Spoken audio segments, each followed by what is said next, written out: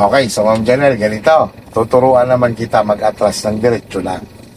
Ang ating purpose dito, para mag-connect ang mata mo sa galaw ng sasakyan at saka sa side mirror. Ano?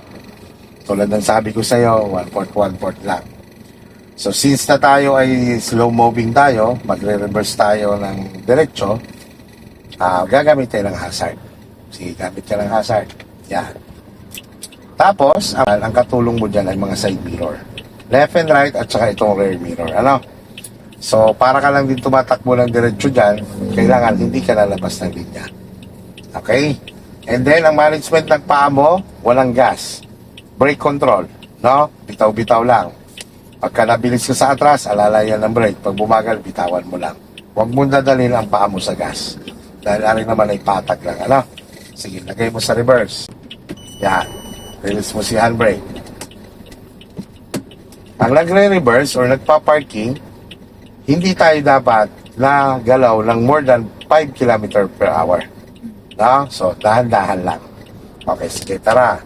Tingin mo na sa likod bago gumalaw. Wala naman. O, bitaw sa brake. Ang mata ha, left and right. Sige, kung tuwid naman or pasok ka naman sa linya, huwag babaguhin si manibela. Kapag halimbawa nadikit ka sa kanan, ang kabig ng manibela pakaliwa. Yan, 1/4 sa left, 1/4 sa left. Balik sa gitna. Yan. Tigil lang, left and right. Okay, 1/4 sa right. Balik sa gitna. Yan. Alalay ng konting brake. Okay, pitaw ulit. Ganyan din pag tumatakbo ka ng diretsyo. Tingnan mo, hindi naman siya lumilihis. Hindi mo ginagalaw si manibela, tama? Ganon din yan sa pauna. Yan, malaki ang kanan, 1/4 sa right. Yan, gitna. Yun. Diba? Kanina, diretsyo naman, biglang nagbago. Ibig sabihin, hindi pantay ang kalsada. Tingnan mo, left and right, pantay lang, equal, diba? So, hindi gagalawin si manibela. Ganyan din yan sa padiretsyo. No? Gamitin mo yan mamaya. O, nadikit ka sa kaliwa. Anong gagawin? Op. Hindi. Pakanan. Yan. 1/4. Balik sa gitna. Yan. So, dito, 1/4, 1/4.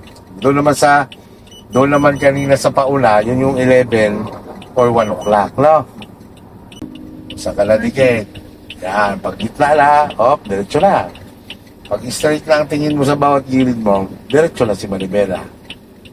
Pantayan mo lang kung saan ka lalabas. Sa kalalabas, sa kaliwa. O, kabig ka unti-unti sa kanan. Kanan. O, balik sa gitna. Yun, o, pantay uli, di ba?